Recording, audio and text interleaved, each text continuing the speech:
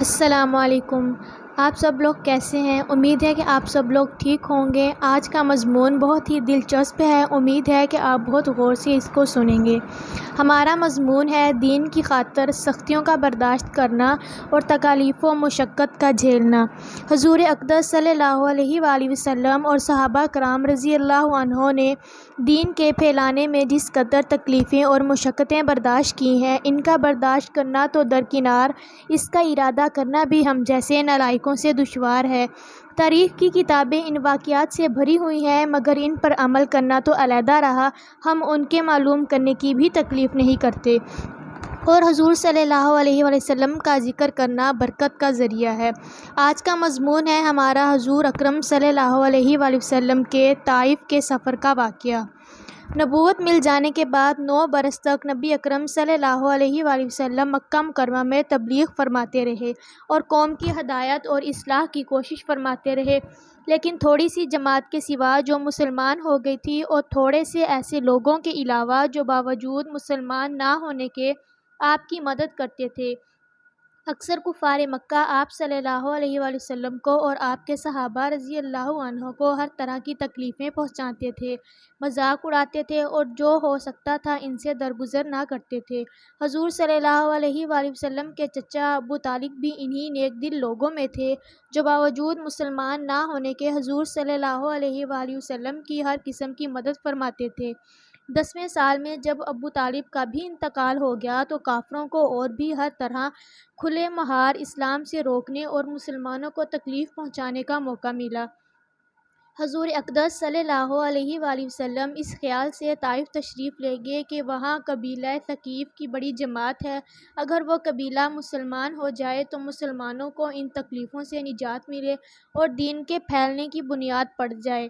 وہاں پہنچ کر قبیلے کے 3 سرداروں سے، جو بڑے درجے کے سمجھے جاتے تھے، گفتگو فرمائی اور اللہ کے دین کی طرف بلایا اور اللہ کے رسول کی یعنی اپنی مدد کی طرف متوجہ کیا، مگر ان لوگوں نے بجائے اس کے کہ دین کی بات کو قبول کرتے یا کم از کم عرب کے مشہور مہمان نوازی کے لحاظ سے ایک نئے مہمان کی خاطر مدارات کرتے، صاف جواب دے دیا اور نہایت بے رخی اور بد اخلاقی سے پیش آئے۔ ان لوگوں نے یہ بھی گوارا نہ کیا کہ آپ صلی اللہ علیہ وآلہ وسلم یہاں قیام فرما لیں۔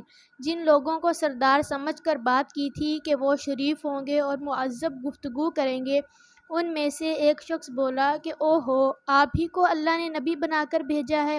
دوسرا بولا کہ اللہ کو تمہارے سوا کوئی اور ملتا ہی نہیں تھا جس کو رسول بنا کر بھیجتے ہیں۔ تیسرے نے کہا کہ میں تجھ سے بات کرنا نہیں چاہتا، اس لیے کہ اگر تو واقعی نبی ہے جیسا کہ دعویٰ ہے تو تیری بات سے انکار کر دینا مصیبت سے خالی نہیں، اور اگر جھوٹ ہے تو میں ایسے شخص سے بات نہیں کرنا چاہتا۔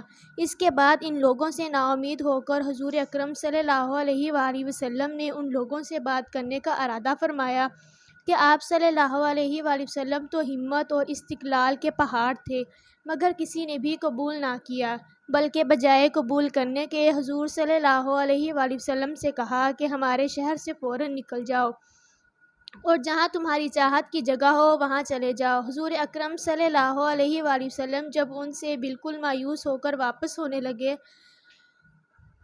تو ان لوگوں نے شہر کے لڑکوں کو پیچھے لگا دیا کہ آپ صلی اللہ علیہ وآلہ وسلم کا مذاق اڑائیں، تالیاں بجائیں، پتھر ماریں، حتیٰ کہ آپ صلی اللہ علیہ وآلہ وسلم کے دونے جوتے خون کے جاری ہونے سے رنگین ہو گئے۔ حضور اقدس صلی اللہ علیہ وآلہ وسلم اسی حالت میں واپس ہوئے۔ جب راستے میں ایک جگہ ان شریروں سے اطمینان ہوا تو حضور اقدس صلی اللہ علیہ وآلہ وسلم نے یہ دعا مانگی۔ اب میں آپ کو دعا بتا رہی ہوں۔ اے اللہ، تجھی سے شکایت کرتا ہوں میں اپنی کمزوری اور بے بسی کی اور لوگوں میں ذلت اور رسوائی کی۔ اے ارحم الراحمین، تو ہی ضعفاء کا رب ہے اور تو ہی میرا پروردگار ہے۔ تو مجھے کس کے حوالے کرتا ہے، کس اجنبی بیگانے کے جو مجھے دیکھ کر تجھ رو ہوتا ہے اور منہ چڑھاتا ہے، یا کہ کسی دشمن کے جس کو تو نے مجھ پر قابو دے دیا۔ اے اللہ، اگر تو مجھ سے ناراض نہیں ہے تو مجھے کسی کی بھی پرواہ نہیں ہے، تیری حفاظت مجھے کافی ہے۔ میں تیرے چہرے کے اس نور کے طفیل جس سے تمام اندھیریاں روشن ہو گئیں اور جس سے دنیا اور آخرت کے سارے کام درست ہو جاتے ہیں۔ اس بات سے پناہ مانگتا ہوں کہ مجھ پر تیرا غصہ ہو یا تو مجھ سے ناراض ہو۔ تیری ناراضگی کا اس وقت تک دور کرنا ضروری ہے جب تک تو راضی نہ ہو۔ نہ تیرے سوا کوئی طاقت ہے نہ قوت۔ مالک الملک کی شان قہاری کو اس پر جوش آنا ہی تھا کہ حضرت جبرائیل علیہ السلام نے آ کر سلام کیا اور عرض کیا کہ اللہ تعالیٰ نے آپ کی قوم کی وہ گفتگو جو آپ سے ہوئی سنی اور ان کے جوابات سنے، اور ایک فرشتے کو جس کے متعلق پہاڑوں کی خدمت ہے آپ کے پاس بھیجا ہے کہ آپ جو چاہیں اس کو حکم دے۔ اس کے بعد اس فرشتے نے سلام کیا اور عرض کیا کہ جو ارشاد ہو میں اس کی تعمیل کروں۔ اگر ارشاد ہو تو دونوں جانب کے پہاڑوں کو ملا دوں جس سے یہ سب درمیان میں کچل جائیں، یا اور جو سزا آپ تجویز فرمائے۔ آپ صلی اللہ علیہ وآلہ وسلم کی رحیم و کریم ذات نے جواب دیا کہ میں اللہ سے اس بات کی امید رکھتا ہوں کہ اگر یہ مسلمان نہیں ہوئے تو ان کی اولاد میں سے ایسے لوگ پیدا ہوں جو اللہ کی پرستش کریں اور اس کی عبادت کریں۔ فائدہ اس کا یہ ہے اخلاق اس کریم ذات کے جس کا نام ہم لیتے ہیں کہ ہم ذرا سی تکلیف سے کسی کی معمولی سی گالی دے دینے سے ایسے بھڑک جاتے ہیں کہ پھر عمر بھر اس کا بدلہ نہیں اترتا، ظلم پر ظلم اس پر کرتے رہتے ہیں اور دعویٰ کرتے ہیں اپنے محمدی ہونے کا، نبی کے پیرو بننے کا۔ نبی کریم صلی اللہ علیہ وآلہ وسلم اتنی سخت تکلیف اور مشقت اٹھانے کے باوجود نہ بد دعا فرماتے ہیں نہ کوئی بدلہ لیتے ہیں۔ کو یہ مضمون اچھا لگا ہوگا تو پلیز ہمارے چینل کو سبسکرائب کیجیے اور بیل آئیکن کے بٹن کو بھی دبا دیں اور اپنے دوستوں میں بھی اس کو شیئر کیجیے۔ اللہ حافظ۔